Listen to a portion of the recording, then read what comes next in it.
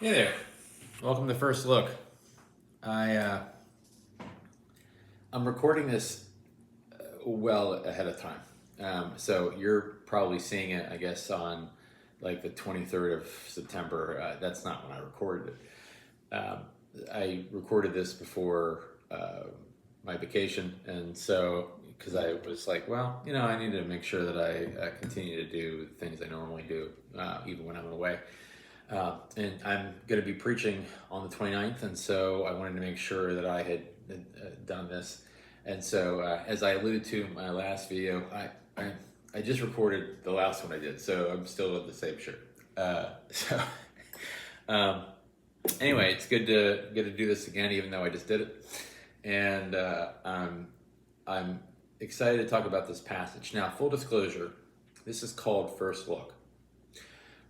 Occasionally, and this is one of those occasions, I have looked because I had to start writing the sermon ahead of time because I was going to be on vacation the week leading up to the 29th. And so I had to start to write the sermon so that I wasn't, writing in the car or whatever all the way back, right? So I have looked at it. So this is more like a second look or look 1.5, something like that. But I'll try to do it as sort of like in a preparatory way as I can. And and not be led by the words I've already written, hopefully. Um, so this passage is the next verse after the last passage. Now, again, I'm recording this before Elizabeth Nicodemus gave her sermon on the 22nd. So you'll have to also take whatever she said, as sort of the backdrop of this, since those are the words you were left with, and then pivot from there to what I'm saying about these next passages. So this is going to be Mark chapter 9, still in chapter 9, and then 38 to 50. And I think if the lead-in to chapter 9 was very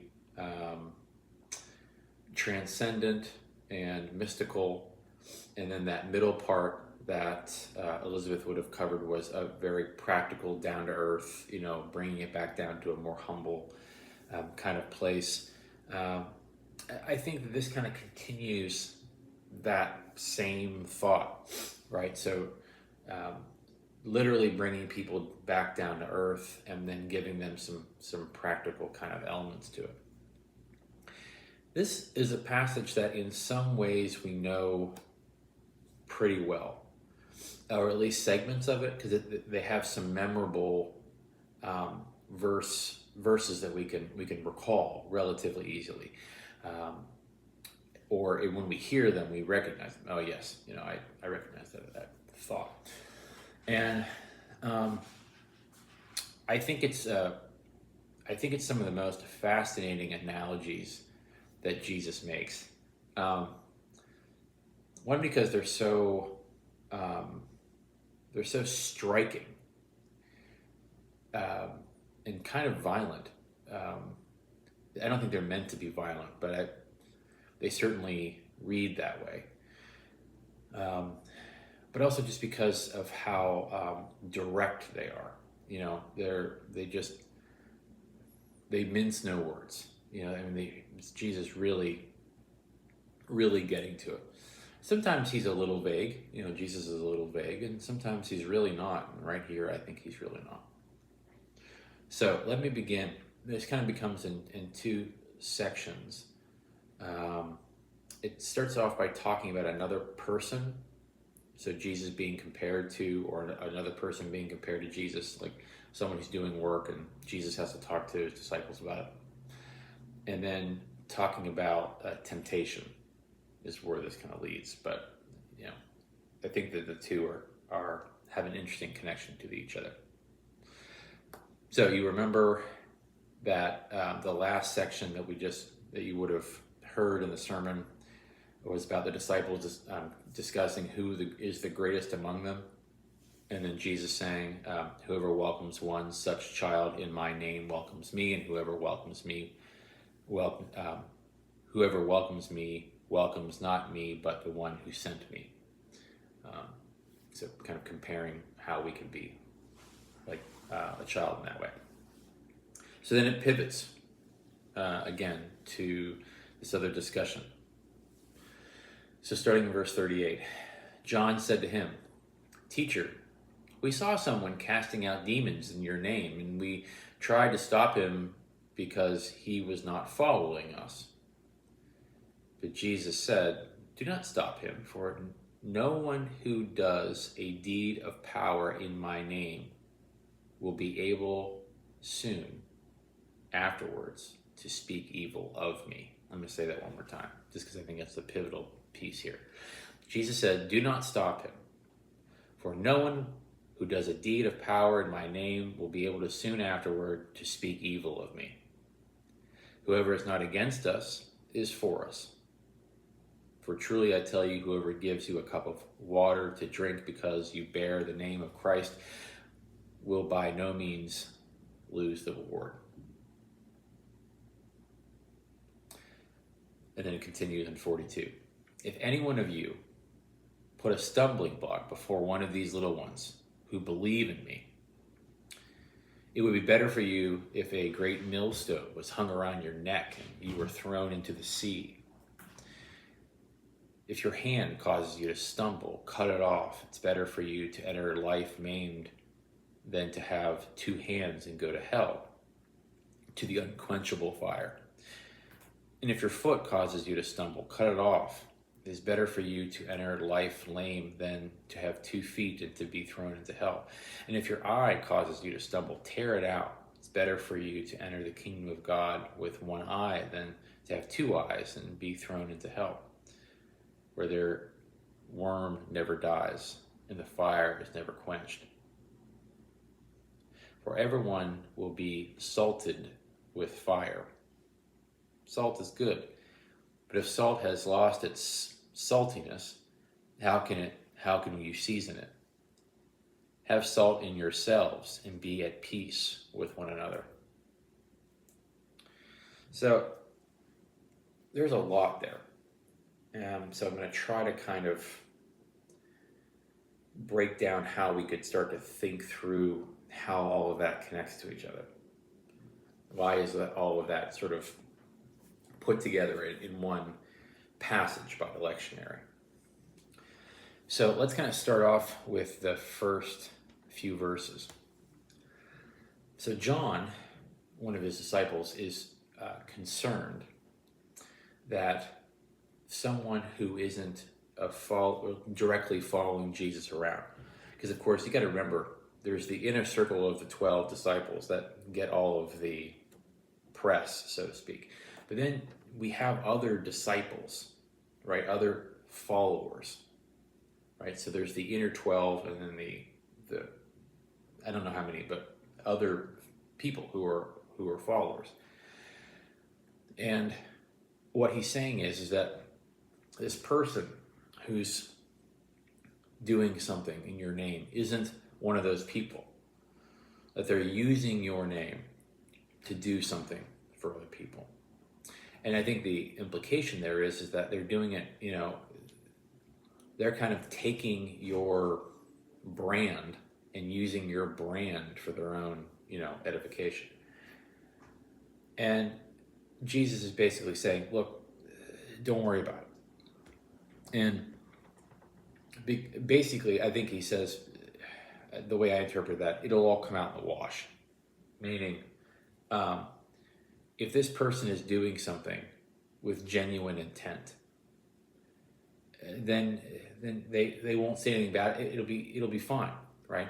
They're working for God ultimately. And if they're not, then eventually it'll be exposed, right, in what they say or what they do or whatever. And so that idea is kind of the first idea, right? That's like sets the tone then for the rest of the passage.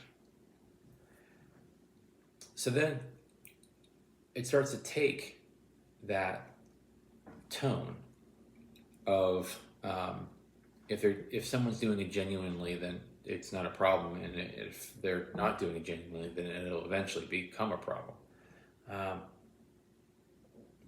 It kind of frames the analogies that he uses afterwards about these stumbling blocks. If these things, if you cause someone else to stumble, or if something within you, right? He says, he talks about if your hand does this, if your eye does this, whatever, cut it off, cut it off, cut it off. We can break that down like if you're saying something, if you're seeing something, if you're going somewhere, you can, if what you're doing, what you're seeing, or where you're involved, the places you're going, the things you're doing, the things you're seeing are bad, then cut off those parts so that you can be be pure, and you can be faithful. But again, it's set up in the sense of genuineness, right? Like the pretext to this passage is if you're doing things with genuine intent, then then ultimately you're being faithful. And so when he starts talking about these stumbling blocks that we either can put in front of other people or we can do to ourselves, I think it speaks to the fact that, like, if we are genuinely trying to work for God's purposes, or for the betterment of the furthering of the kingdom of God, or the betterment of those around us, then do so genuinely. And any part of you that does these things with selfish intent, those are the parts for you to hold accountable, right? Because it's about intent, right? So it's not just about, out of context, you might kind of think about it like walking a narrow road, right? Like, don't go to those places, don't talk to those people, don't listen to that music, don't watch those movies, don't, whatever. But again, it's set within the context of Jesus saying to these disciples, look, if they're doing that work genuinely, then leave them alone. And if they're not, it's going to come out in the wash. And how does that happen? Well, it happens with a kind of self-accountability, right? How do we understand ourselves as people who are doing things genuinely for other people? Then it's about constantly checking in with yourself about where you are and why you're doing things. And so that kind of self-accountability is the important piece of what it means to follow Jesus, which I think is really fascinating, because if you think about what that implies, Jesus doesn't go up to that person and interview them and try to test them to see if they are worthy of using his brand or using his name to do these things, right? He doesn't do that. He assumes that it will be revealed on its own. And I think most of the time in life we see that to be true. People will eventually tell you who they are. No one's perfect, but the people in your life who are, or in the world that you see, who promise things or say things to you, or that you believe in or have a relationship with, eventually over time they will expose who they are. Doesn't mean they can't slip up, it doesn't mean they can't make a mistake, but if they do make a mistake, they'll usually they'll hold themselves accountable for it, right? That's where I think the crux of the cutting off your hand or your eye or your foot comes down to. It's like, if you're the kind of person who is following God genuinely or following Jesus genuinely, you will be that person who will be able to say, yeah, I didn't do this well, or I shouldn't have done that, or I regret that, and the people in your life who you have seen be able to do that build trust with you, right? You trust people more when they're willing to say, yeah, I didn't do this as well as I could have. And the people who always seem like, I've never seen that person apologize once, or they always find a way to blame someone else, or they're always, those are the people to watch out for. And so I think that's part of what I see Jesus saying here. And so it kind of goes in from that mode, that kind of genuineness and accountability and refining, to this conversation then about, which I think is on its face is strange, right? We talk about being the salt of the earth, but we've kind of created what that means, right? We kind of tease that out. But if you read the phrase, it's kind of not weird. It's just, it doesn't translate very well in English, I guess is my point, or very smoothly, because we don't speak like this, right? It must be a difficult passage to translate from the original Greek language, because it reads in kind of this sloppy way. For everyone will be salted with fire. Salt is good, but if salt has lost its saltiness, how can you season it? So everyone will be seasoned, everyone will be tested, everyone will be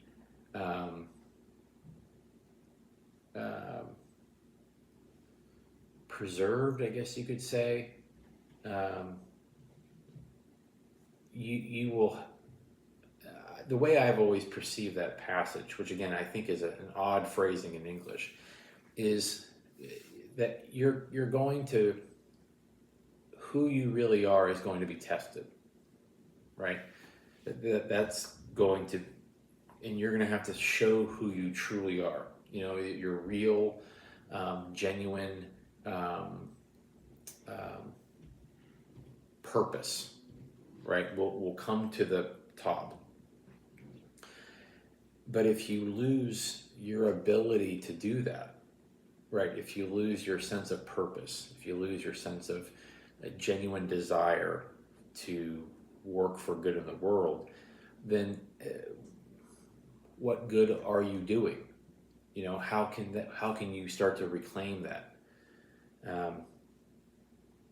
It says, have salt in yourselves and be at peace with one another.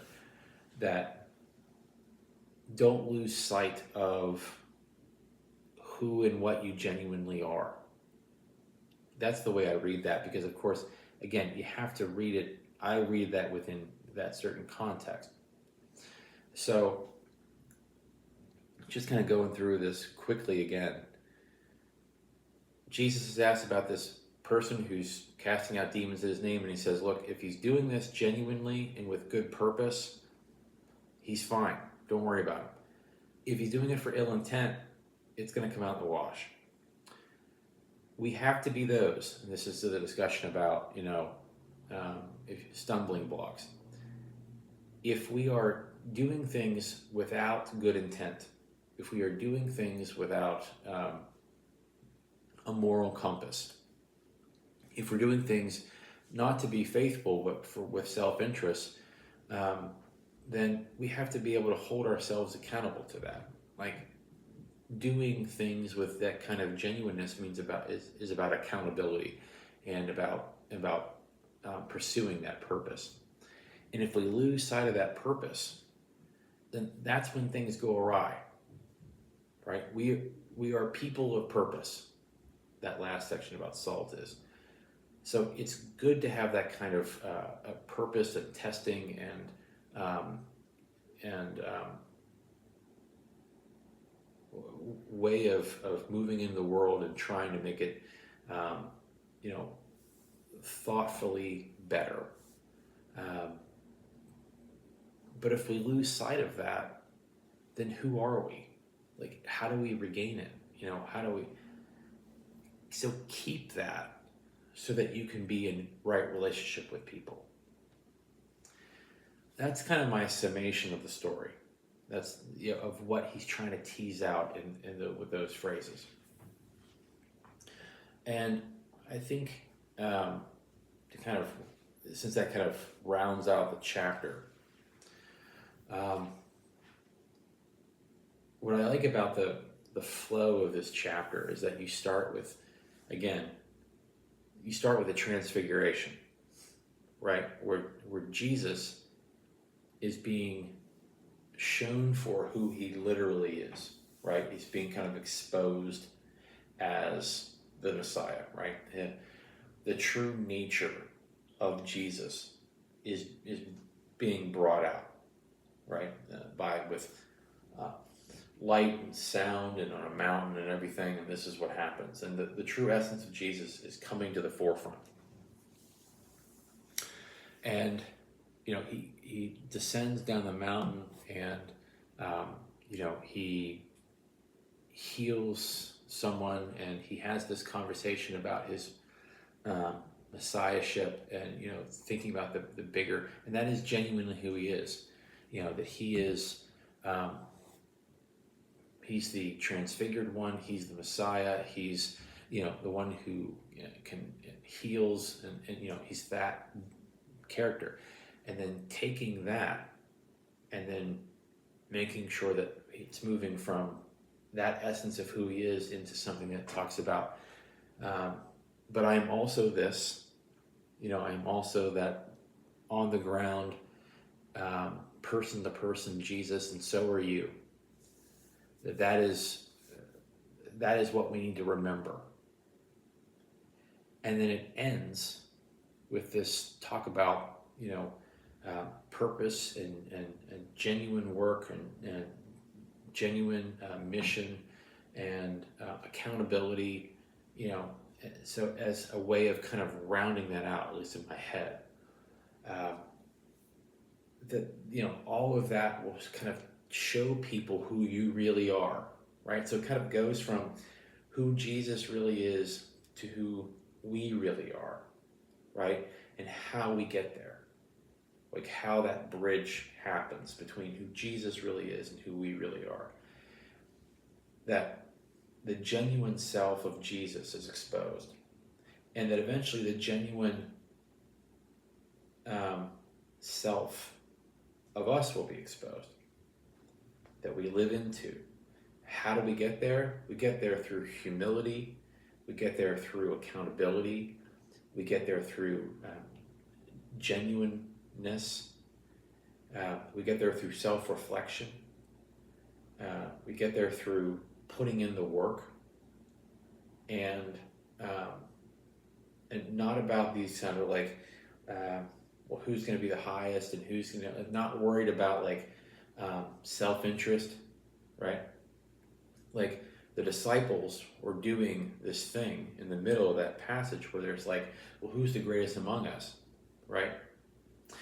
And then in this passage, they forget that they did that, and they start to look at other people and say, hey, are they doing that?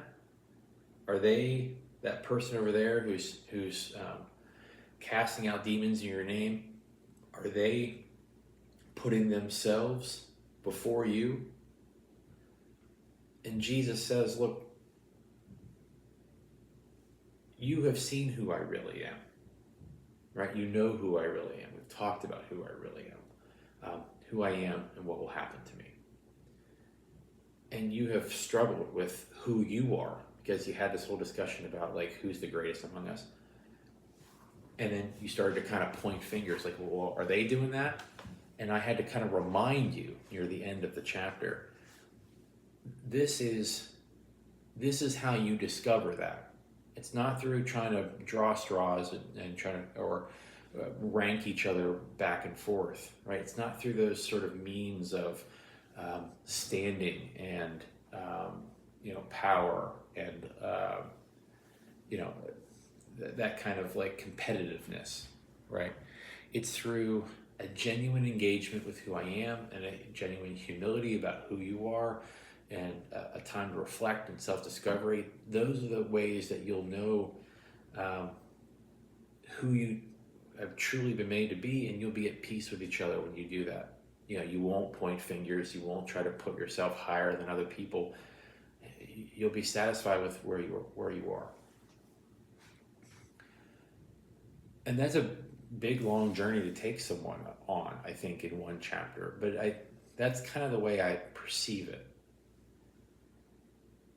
Self-identity, self-discovery, putting away the things, cutting off the parts of you that, distract you, for the stumbling blocks that distract you from that. And looking at your own genuine desires to help other people and to serve God. I think that's where that whole chapter takes us, and it takes 3 weeks to get you there, but I think that's ultimately what I think Jesus is trying to tell the disciples and us. So that's a way to kind of look at where we're at. I hope that's helpful to you. I hope that as you kind of look at this chapter 9 in segments, that you can maybe start to see where I'm headed, maybe add in your own thoughts or feelings about where we are or what is important to you about these chapters. But again, it's important to read these things in a connected way, not just in a little segment way, because I think you lose a lot when we do that. All right, I think that's my time for today. Thank you for being you. Thank you for welcoming Elizabeth here this past Sunday. Thanks for holding down the fort while I'm gallivanting around on vacation. Looking forward to seeing you on Sunday. So until then, have a good rest of your week, and I will see you then for another First Look. Take care.